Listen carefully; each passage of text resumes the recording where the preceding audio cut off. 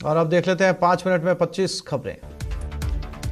PM Narendra Modi Meerut के इस्लाम में major Dhyanchand खेल विश्वविद्यालय का शिलान्यास करेंगे। पीएम मोदी दिल्ली सड़क मार्ग से ही मेरठ पहुंचे। एक्सप्रेसवे में मेरठ पहुंचे पीएम मोदी ने सबसे पहले काली पलटन मंदिर में पूजा की। यह मंदिर कैंट एरिया में।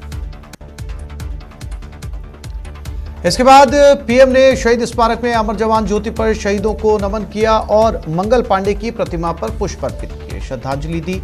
यहां उन्होंने राजकीय संग्रहालय में इतिहास के पन्नों का अवलोकन किया। CDS Bipin Rawat helicopter crash पर ट्राई सर्विस कमेटी की रिपोर्ट जल्दी वायुसेना प्रमुख को सौंपी जाएगी। रिपोर्ट में खराब मौसम को इस हादसे की वजह बताया गया। मीडिया रिपोर्ट्स में सूत्रों के हवाले से यह दावा किया गया है। देश में 15 से 18 उम्र वालों के लिए वैक्सीनेशन के रजिस्ट्रेशन शुरू हो गए। कोविन ऐप के मुताबिक पहले दिन रात 11 बजे तक 3,15,000 बच्चों ने वैक्सीनेशन के लिए स्लॉट की बुकिंग की। 3 जनवरी से वैक्सीनेशन में करीब 10 करोड़ बच्चों को वैक्सीन देनी है। चित्तौड़गढ़ जिले में 3 जनवरी से 15 से 18 साल के बच्चों के लिए शुरू होने वाले टीकाकरण को लेकर सभी तैयारियां पूरी कर ली गई है। सीएमएचओ ने बताया कि जिले में 1,05,000 से ज्यादा बच्चों के टीकाकरण का लक्ष्य रखा गया है। जैसलमेर में भी 15 से 18 साल के बच्चों को टीका लगाने के लिए उनके माता पिता उत्साहित दिखाई दे रहे हैं। कल से होने वाले टीकाकरण अभियान को लेकर प्रशासन ने तैयारियां शुरू कर ली। देश में कोरोना ने एक बार फिर तेज रफ्तार पकड़ ली। पिछले 24 घंटे में 10 से 27,553 नए मामले सामने आए, जिसके बाद देश में कोरोना के एक्टिव केसेस की संख्या 1,22,000 को पार कर गई। पिछले 24 घंटे में देश भर में कोरोना के कारण 284 लोगों की मौत हो गई। वहीं पिछले 24 घंटे के दौरान 9,249 मरीज डिस्चार्ज किए गए।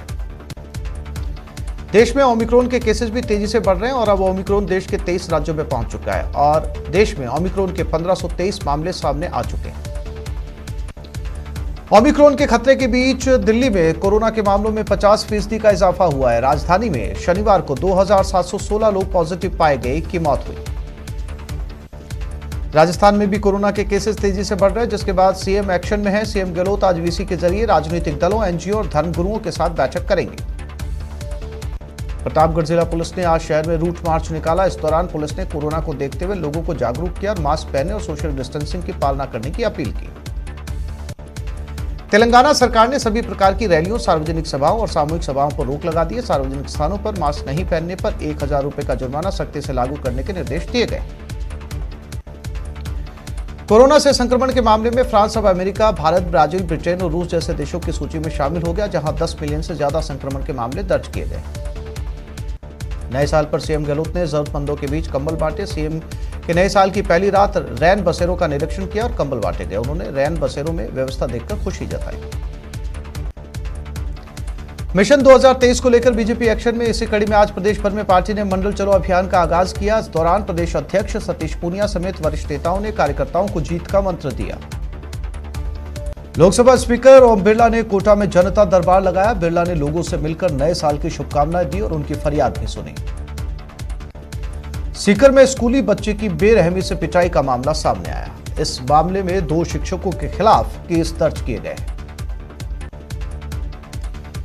जालोर में डीजल से भरा टैंकर पलट गया, जिसके बाद टैंकर में आग लग गई। सूचना मिलने के बाद मौके पर पहुंचे फायर ब्रिगेड ने कड़ी मशक्कत के बाद आग पर काबू पाया।